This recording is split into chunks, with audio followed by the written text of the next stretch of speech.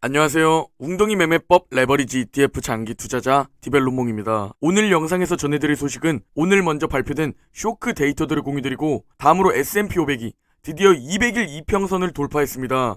이 200일 이평선 돌파가 중요한 이유와 현재 중간선거가 끝난 후 증시는 생각보다 잘 버텨주고 있는데 진짜 중간선거 이후 우리는 기대해봐도 되는지 살펴보고 그리고 전 오늘 국내 상장 해외 ETF에 투자한 일부를 어느 정도 매도해 현금 비중을 늘릴 계획입니다.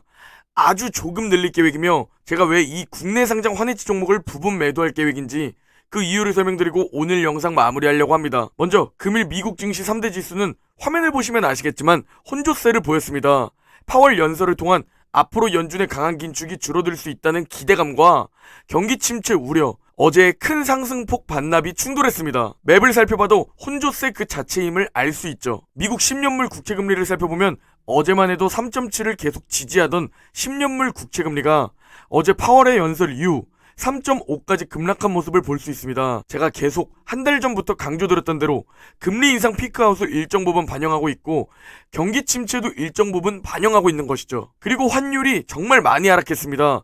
올해 1,450원까지 치솟으며 전문가들과 매스컴에선 1,500원을 떠들어댔습니다. 그러나 현재 환율은 1,300원까지 떨어지며 올해 최고점 1,450원 대비 현재 환차손은 마이너스 10%인 것을 볼 수 있습니다. 그리고 어제는 장중 1,300원을 깨며 1,200원대까지 하락한 모습을 볼 수 있습니다. 이 환율의 상승이 제가 최근 환해지에 투자한 이유였는데 이렇게 환율이 하락을 보이게 되면 국내 상장 환해지에 투자할 이유가 없어지게 되는 겁니다. 그래서 제가 국내 상장 계좌를 조금씩 매도해서 현금 비중을 늘리려는 겁니다. 이 국내 상장 계좌 현금 비중을 늘리는 계획은 뒤에서 자세히 말씀드리도록 하고 여전히 큰 하락세를 기록하고 있는데 공포지수, 탐욕지수를 살펴보면 탐욕 구간이고 곧 조금만 더 상승하면 미친 탐욕 구간까지 가게 됩니다. 믿기지 않겠지만 말이죠. 그리고 오늘도 발표된 굉장히 중요한 데이터들이 있죠. 매일매일 체크하는 게 귀찮으실 수 있지만 경제에 대한 공부와 주식시장이 어떻게 움직이는지 그리고 경제를 알아도 주식시장은 왜 생각대로 안 움직이는지 이런 부분들을 우리는 체크해야 하기에 매일매일 체크하며 공부해야 합니다. 오늘 먼저 신규 실업수당 청구 건수가 발표되었습니다. 먼저 시장이 깜짝 놀란 이유는 예상치를 크게 하야 하는 수치가 나왔기 때문입니다. 그토록 우량 기업들도 해고 기사가 계속 나오는데 예상보다 어떻게 이렇게 잘 나올 수 있는지 살펴보면 테크 기업들의 해고는 눈에 띄게 증가했지만 현재 서비스에서의 고용이 굉장히 튼튼합니다.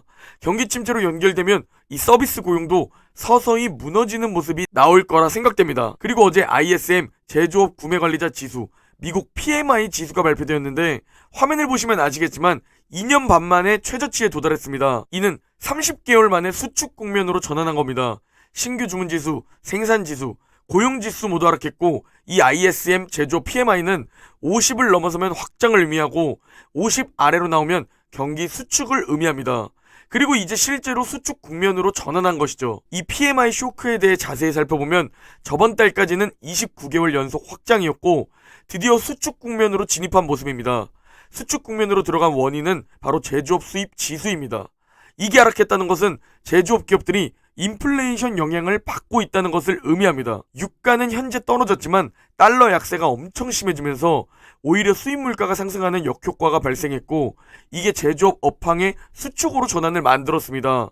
그런데 제조업 기업들은 경기 침체가 약하게 올 것이라 판단하는 건지 여전히 생산을 급하게 멈출 생각이 없어 보입니다. 만약 가까운 시기에 경기 침체가 크게 온다고 생각한다면 생산량을 미리 많이 줄일 텐데 그 모습이 나타나고 있지 않습니다. 그리고 어제 연준이 굉장히 중요하게 보는 개인 소비지출 물가지수 PCE도 발표되었는데요. 다행히 예상치만큼 나왔으며 이전 6.3%보다 확실한 둔화를 보였습니다.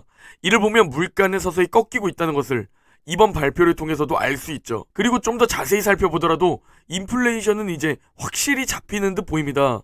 빨강과 파란 그래프가 제품 물가인데 이게 급격히 하락하는 추세를 볼 수 있습니다. 그리고 저 주황색 그래프가 서비스 물가인데 현재 주택가격이 미친듯이 떨어지고 있기 때문에 내년에는 이게 지표에 반영되면서 인플레이션이 확실히 잡힐 가능성이 매우 높아지는 것이죠. 이것을 파월은 알고 있던 걸까요?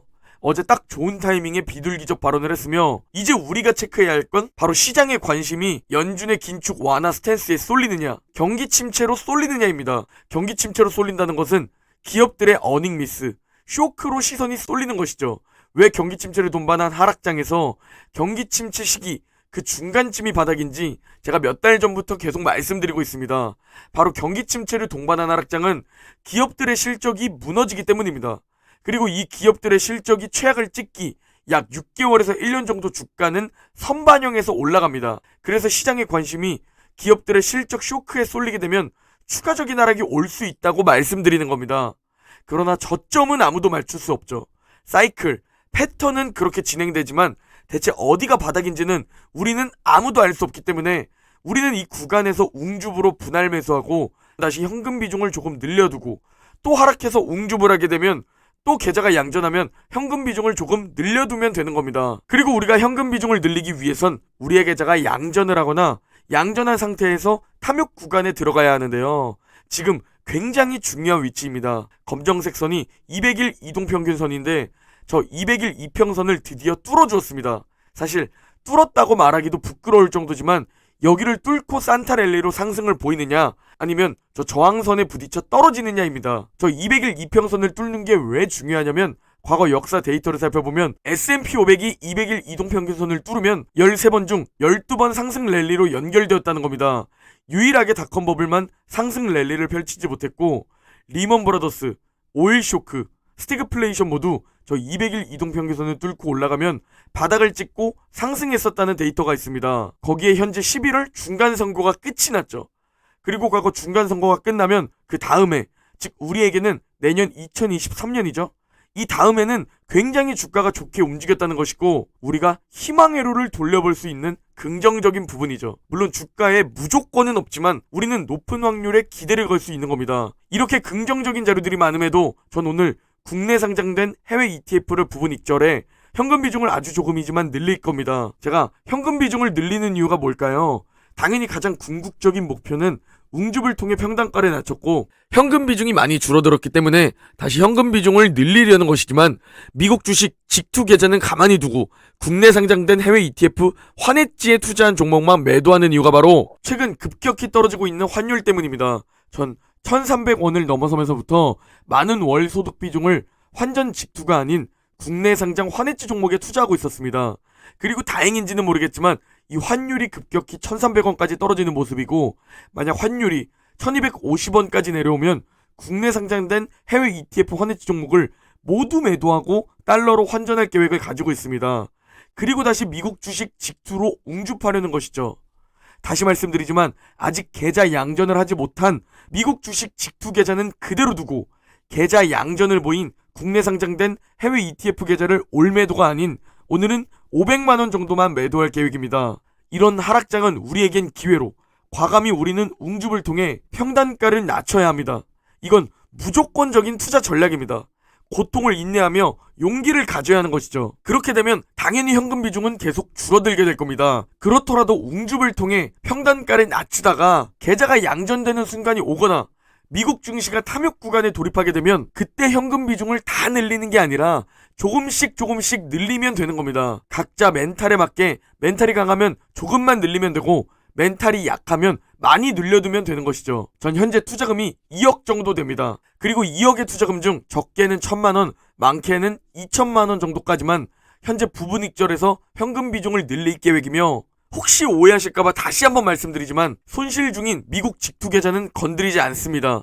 국내 상장된 해외 ETF, 환해지 종목이 양전되어 이 종목을 부분 매도할 계획입니다. 그리고 환율이 1250원까지 내려오면 다시 달러로 환전해 미국 직투 계좌로 옮길 것이고 그렇게 되면 미국 직투 계좌 평단가를 또 낮출 수 있게 되겠죠. 그리고 미국 직투 계좌도 양전하는 순간이 오면 제 멘탈 그릇에 맞게 현금 비중을 늘리면 되는 겁니다. 모든 것은 여러분의 인내와 시간이 해결해 줄 겁니다. 오늘 영상은 여기까지입니다. 모두 행복한 하루 보내시고 그럼 내일 영상에서 뵙겠습니다.